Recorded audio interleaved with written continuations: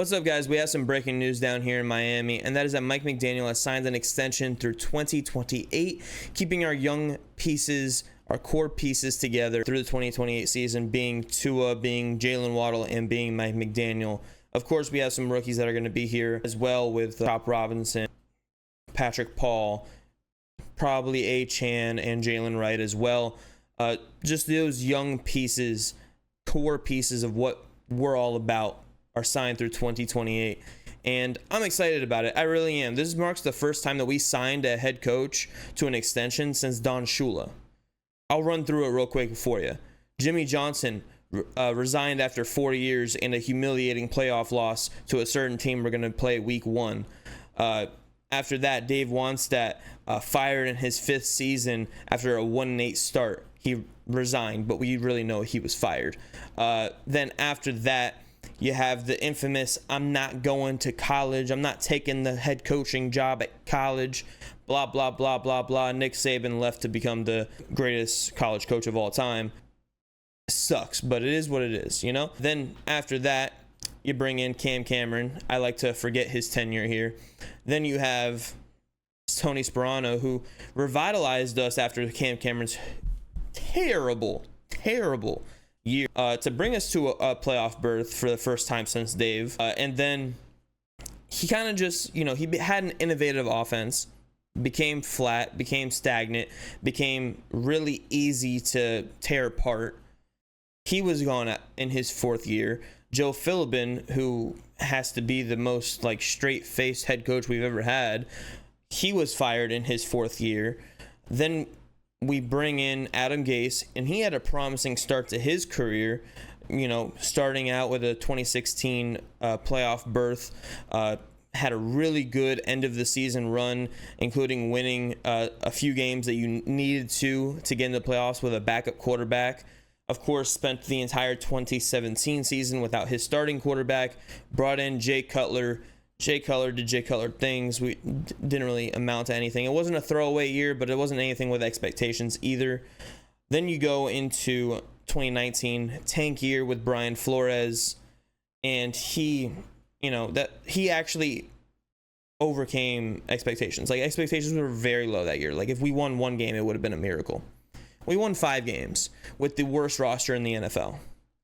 And then he took that, and then the next year with Tua and Ryan Fitzpatrick made a 10-win season.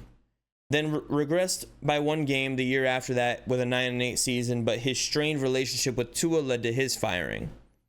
Now, after just 2 years, Mike McDaniel receives his extension. However, what he's done in those 2 years is something that hasn't been done in this franchise in 20-something years. And since the first time in 30 years had the #1 offense in the NFL for the Dolphins. For the first time since the early 2000s, we had back-to-back playoff berths. Now, this last playoff berth, we went in and it was, we were battered, beat up, negative 50-degree weather. I know it wasn't negative 50, but it might as well have been. And then you also have the prior year where you were without your starting quarterback in the playoffs, and you nearly won the game with Skylar Thompson. Probably the second best quarterback in that 2022 draft class, but you're talking about a rookie 7th round draft pick, almost won you a game against your divisional rival in your 3rd game playing each other. I know it was mostly the defense that game, but he still almost won it. Then you go into this year and you're like, okay, the expectations are really high.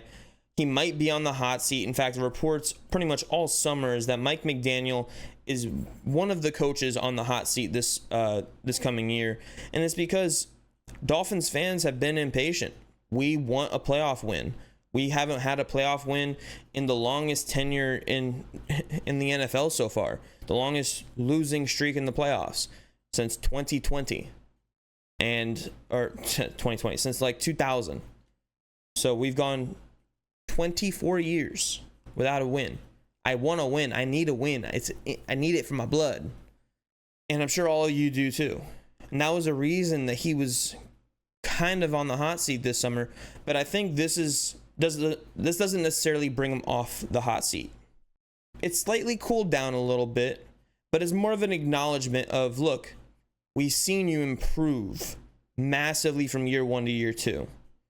We see your vision, we see what you're doing, and we're acknowledging it, and we're putting faith in you that you're going to do this. Now, look, it's like it's like drafting a first round pick and then having to cut him after a year or two. Like, it has been done. It doesn't necessarily have to be, splashy or, have to be done often, but it has been done. If Mike McDaniel misses the playoffs, I don't think he stays. I think he's still gone. If he makes the playoffs and loses, depends on how we lost. That's my personal opinion on the matter. I think it doesn't necessarily bring him off the hot seat, but it does cool it off a little bit, in my personal opinion. But this is great. It's showing an acknowledgement to him, and it's also maybe showing the fans like, hey, we believe in what we got here. You should too. And it does make me believe a little bit more. It makes me have more faith going into this season that, look, maybe we have something here. Maybe we could actually become the playoff team to be afraid of. It does make me believe a little bit more. I'm not sure if it makes you believe a little bit more, or if you just think that this is just Dolphins being the Dolphins for the last 20-something years. But like I said at the very beginning, this is the first time that we've extended a head coach since Don Shula. That should tell you something. Let me know what you guys think in the comments below. Is it a good signing, bad signing? Do you think we should have waited to the end of the season? Let me know. Deuces.